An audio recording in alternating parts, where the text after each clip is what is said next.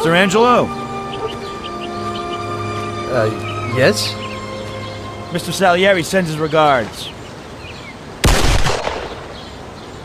You know, the world isn't run by the laws written on paper.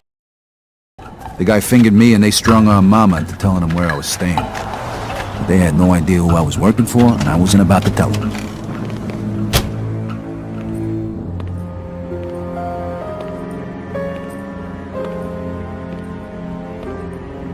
Henry was able to get me a lawyer, courtesy of his boss, Clementi. I was up Schitt's Creek, but at least I had a battle.